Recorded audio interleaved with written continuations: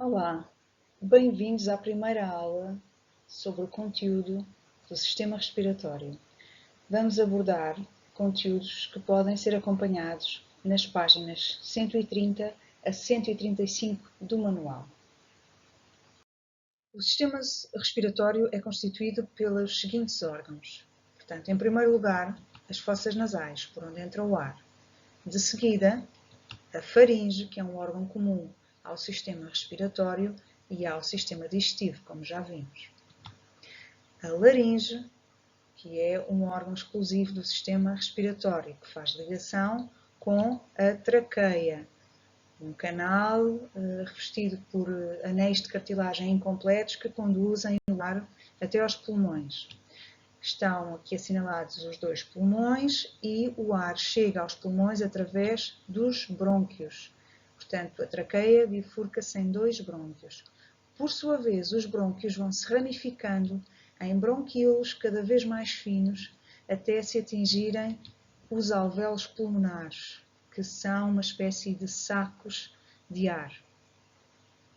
O diafragma é um músculo transversal que separa a caixa torácica, onde se localizam os pulmões, da cavidade abdominal, onde se localizam outros órgãos.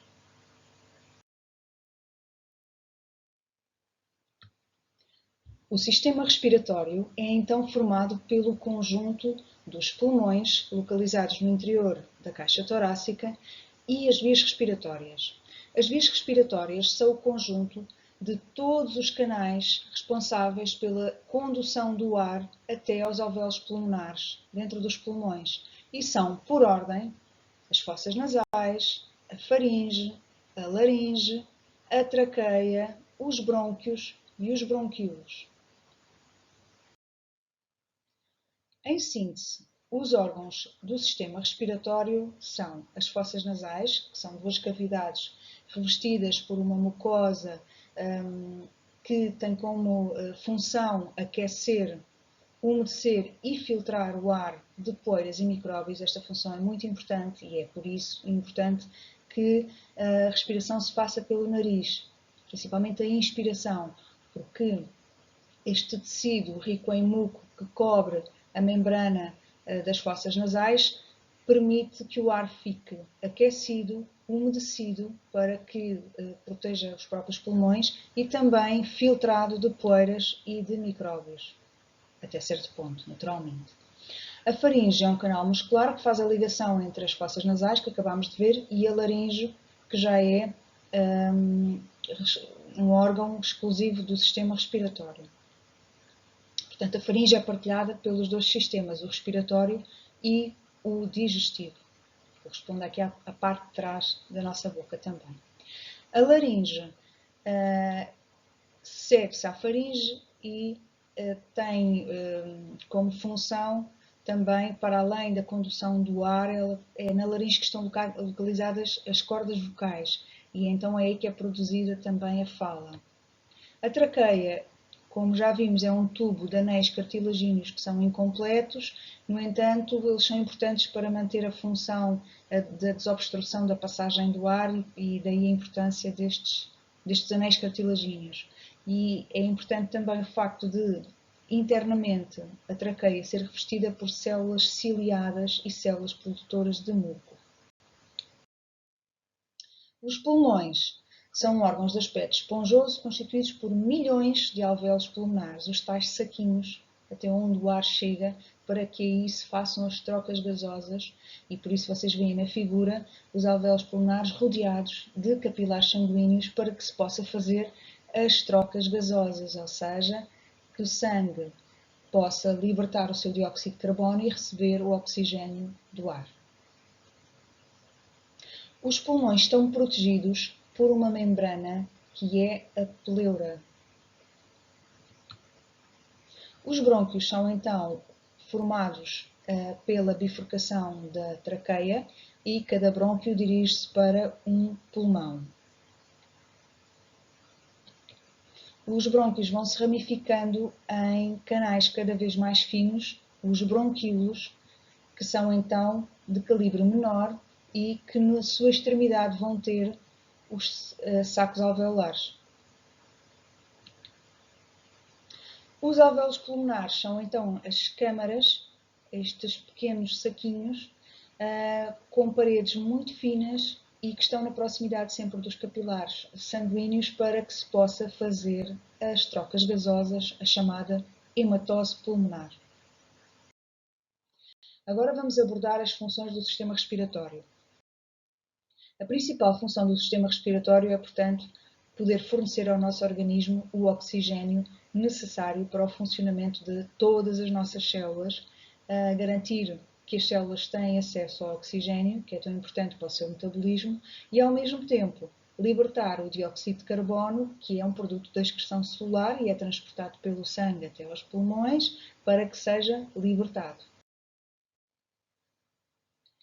Portanto, as fossas nasais, a boca, a língua, as amígdalas, a faringe, o esófago, a laringe e a traqueia são tudo estruturas a ter em conta quando agora vamos falar um pouco sobre os aspectos da ventilação pulmonar. O ar entra no sistema respiratório preferencialmente pelas fossas nasais, como já vimos. E é aí, através das estruturas que o ar vai passando, que ele é aquecido, que ele é filtrado e que ele é umedecido. O ar passa pela faringe e dirige-se depois à laringe. Na passagem pela faringe, a presença das amígdalas, que fazem parte do sistema imunitário, vai garantir a destruição de alguns micro-organismos que o ar possa conter. O ar passa para a laringe e vocês podem ver a epiglote. A epiglote aqui encontra-se na posição que permite a passagem do ar. No entanto, quando se dá a deglutição, ou seja, quando nós engolimos, o que é que acontece? A epiglote fecha, vai, portanto, fletir e vai unir aqui esta parte, bloqueando a laringe e obrigando os alimentos a passarem aqui para trás para o esófago. Enquanto nós estamos a respirar, esta passagem está aberta. A laringe, como já vimos, contém as cordas vocais e permite a produção de sons e a fala. Ao nível da traqueia, como foi visto há pouco, temos células ciliadas, portanto ciliadas têm cílios, têm estes prolongamentos que parecem assim um tapete, e células produtoras de muco. O facto de haver os cílios e a produção do muco tem um papel muito importante na filtragem do ar e estas substâncias que vão ficando acumuladas depois são conduzidas até à boca e às fossas nasais para serem expulsas. Portanto, aprisionam-se poeiras e alguns agentes patogénicos que são depois libertados. O ar, quando chega aos pulmões, vai, portanto, filtrado, umedecido e aquecido. O ar segue pela traqueia para os brônquios, de seguida para os bronquíolos até atingir os sacos alveolares. Portanto, a traqueia bifurca-se então em dois brônquios e os brônquios ramificam-se em estruturas cada vez mais finas que são os bronquíolos. Cada bronquíolo termina num saco alveolar e é aí que se fazem as trocas gasosas com o sangue. Portanto, o sangue chega aos pulmões venoso, cheio de dióxido de carbono, dá para o interior do alvéolo pulmonar o seu dióxido de carbono e recebe do ar alveolar o oxigênio. Este processo chama-se hematose pulmonar. Em síntese, o quadro que se segue apresenta todos os aspectos que foram focados durante esta aula. Também podem acompanhá-lo no vosso manual. Qualquer dúvida, poderemos esclarecer na nossa sessão síncrona. Então, até lá. Obrigada!